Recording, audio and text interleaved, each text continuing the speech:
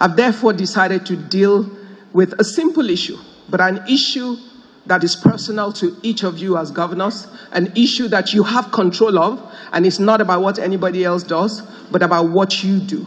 And in doing that, I have chosen to ask a few questions. And I start with a question of you saying to yourself, who am I? How did I choose to take on this assignment?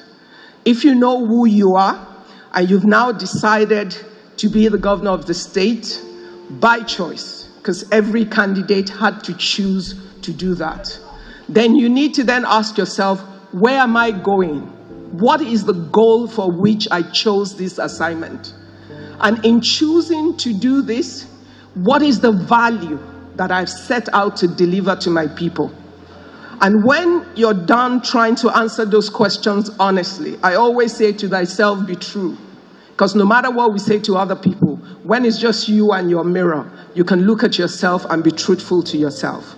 But it's important that we have a sense of who we are, because in the journey of leadership, especially in Nigeria, sycophancy is very real.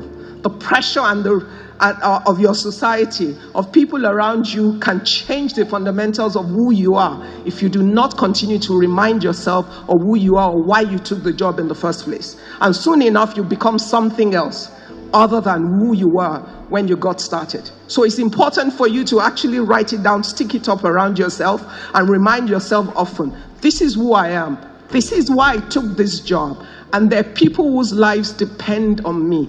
Because at the end of the day, it doesn't matter what help anybody gives us. The federal government can have the most plans, the best, the greatest plans in the world. But the guys who touch my life and the life of every Nigerian every day are the governors of our states. I'm an Ibadan girl. That means my Oyo state governors are sitting there. I'm married to an Ondo man. My Ondo governor is sitting there. But the most important governor to me in this room is the governor of Lagos State. Why? I live in Lagos. All my businesses are in Lagos. My life is affected every minute and every second by what he does or what he does not do. And in reality, when we talk about the equity of trust, you can only get that trust from a people who trust what you do by how you affect and impact their lives every day. So what I am doing on behalf of my fellow citizens is that I'm pleading to say, now you have the power. Elections are over. Now you are in office and you have the power of the state. You have the resources of the state. And get more, if you gain the trust of the people, they will pay more taxes. When you gain the trust of the people by performance and the things that you do, ultimately, you will benefit from it. Because when you see a great man do great things that affect your lives every day, when he becomes 70 or 80 or 90, he's done with the office. The position is over. He's no longer there. When you see him on the street, you will stop by to greet him. You will honor him. You will respect him. So my question to you is, how do you want your days to end? Because you're not at the end of your days, but if you have a vision of how you want it to end, you can walk back from where you are now to how you want it to be and structure the actions that you take daily in your state. Think of every action and how it will affect the lives of those people that don't necessarily have a voice. They have a vote, but they don't necessarily have a voice. And when you see children that are hungry, if they are from your state, you have failed them in some way. Yet you have the machinery and the capacity to help them. When you see people die from simple medical situations that they need not to, it means that as a state we have failed.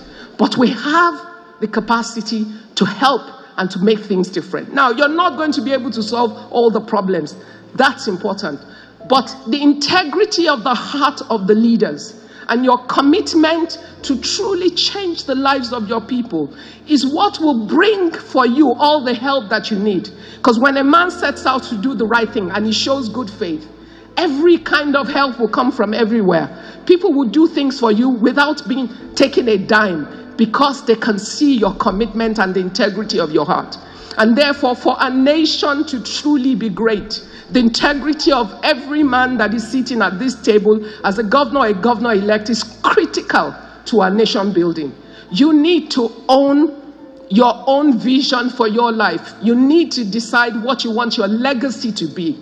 And you have the opportunity from this moment to build that legacy by the things you do every day. There will be people that will seek to derail you, but by being confident of who you are and making the decision that I will live true to how I was brought up, to my values, to what is right for my country, to what is right for my people, that I want to be able to walk freely amongst my people, even when I'm done and I'm old and tired. When you think with that determination, your actions will change things for people. You might not do everything. You will not do everything. Just choose roads, choose education, choose health. Make your contract clear with your state. Let them know our resources cannot cover all of this. These are the only things I will do in the next 4 years, and deliver on those things. Once you're clear and your people understand, they will stand by you and defend you in the day of trouble.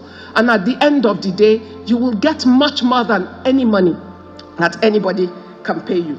Let me just share a few little things as I finish. Something that Gandhi said, but that has impacted me very much. In this position, it's generally assumed there's opportunity for wealth. But if you want to build our nation and do it right and use the office that you have and use it right, you will be guided by not building wealth without work. You will get what you deserve as your pay for the office, but you will get much more than that from your citizens because you have done them right. Don't seek for pleasure without a conscience, because in seeking pleasure without conscience, there will be traps set for you every day around you that will derail you from your goal, which is why it's important that you know who you are, why you're there, why you set out to do this, and you must stick to that which is right to do. Don't seek for knowledge without character.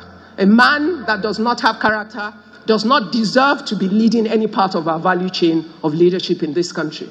But if you're there, seek to be the example for the people that will serve under you in your government and the people of your state. Ultimately, there is so much joy in seeing the accomplishment of that which you set out to do, and in seeing lives that are fulfilled because of that which you have done. Don't seek for commerce without morality. In building the economy of your state, make sure that you can ensure that there's transparency and things work, and there's accountability, so people can see what you do every day. And even when mischief makers appear to try to turn that which you've done upside down, there would be ordinary citizens that will rise up to defend you based on how they have interacted with you and seen that which you have done. And as I finish, please don't seek for politics without principle. You know, people ask us every day, why aren't you in this party and all of that party or the other? Why aren't you joining in politics?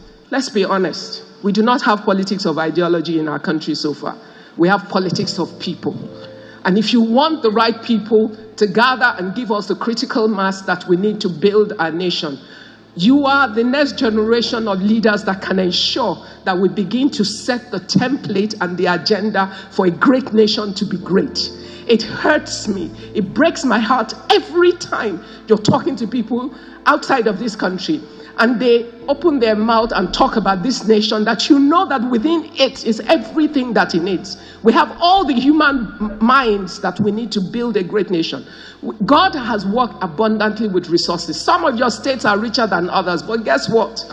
It's not even so much about how rich you are. It's how well you apply the resources that you have sincerely to the needs of your people.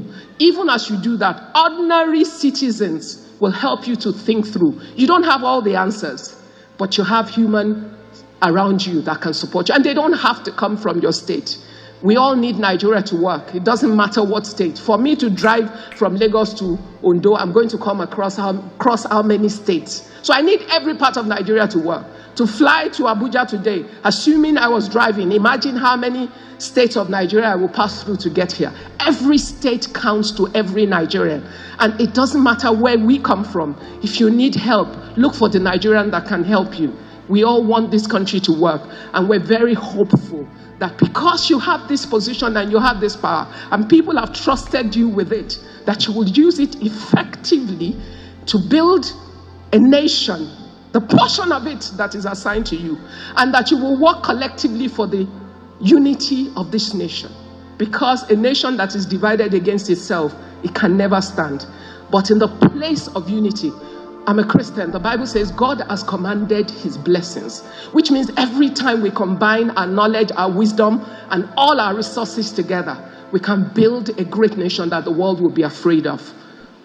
I want my nation to work. I want to be able to tell my children, this is why I'm saying to you, you must live in Nigeria and nowhere else. And I ask for your help, that as you do what you have sworn to do, or you will swear to do as you take office, that the Lord will help you to do it right, but that ultimately we will build a nation that we can all be proud of. Thank you.